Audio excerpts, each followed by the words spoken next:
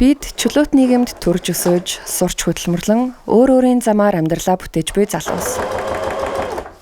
Сурч боловсрч, ажиллаж, хөдөлмөрлөж, мөр мөрөө хөөн явцоор бидний түүх, өв соёлын талаар хамтын ой санамж, улам алсран бүдгэрсээр. Бүдгрээд буй үндэстний ой санамжаа сэргээхийг зорьсон 4 залуус ой нэртэй санаачлагыг эхлүүлж олон төрлийн өв соёлын эрэлд гарсан юм.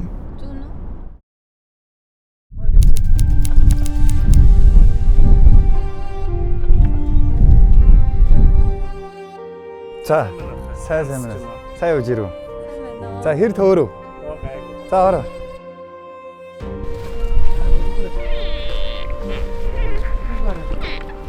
Ирсэн гичнийг 2 бие сэтгэлээр ухтан авч идээ ундаа барин хэрэг зоргийг нь ярилцсан хариун ихэлгүй тусалдаг нь Монгол түмний хотлоор амьдрах ухаан.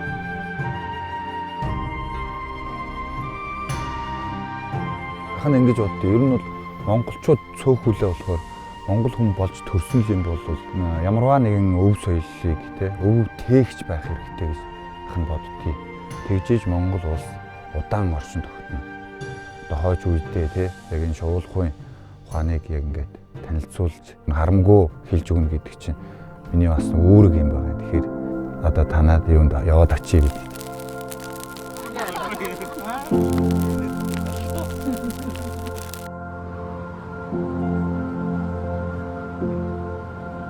Бидний дотор болон нийгэмд буй асуудлууд хурууны үзүүрт зогсолтгүй эргэлдэнэ.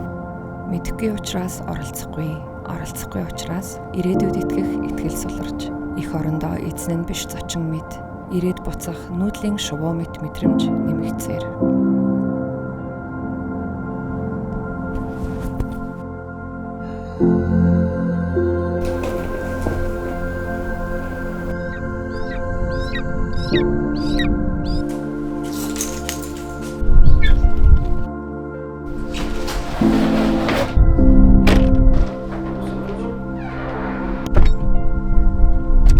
Бид мэдэх, ойлгох, оролцох орон зайг өгүүлнэ.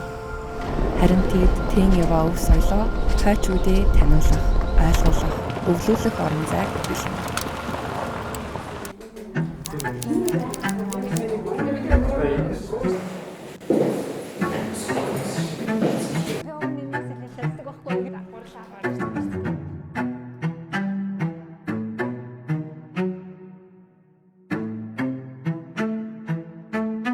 Тэгэхэд Монголынхаа талаар ой санамж бүдгрээд байгаа мó да гэж санаа зовноод туур мэдлэгтэй болцгоё гэдэг зорилгоор энэ орон зайг бий болгосон. За өнөөдрийн сэдэв маань шуулах уу гэж сэдэв байгаа. Зочин багшийг ингээ хамиртай урья. Ер нь байгалиас хамгийн гоё мэдрэмж яг яаж авдгийг уснаас авж гин, модноос авж гин. Шуунаас бол хамгийн ойрхон мэдрэмж өгөхгүй. Харилцаа үүсэж гин гэсэн үг.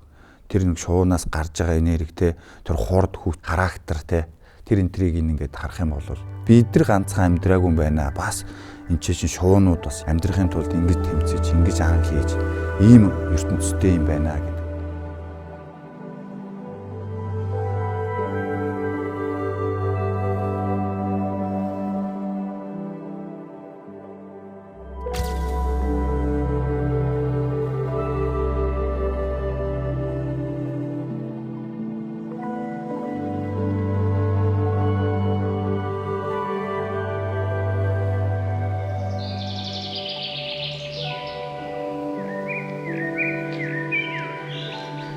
Мэдвэл ойлгоно. Ойлговол оролцоно. Оролцвол хайрлана.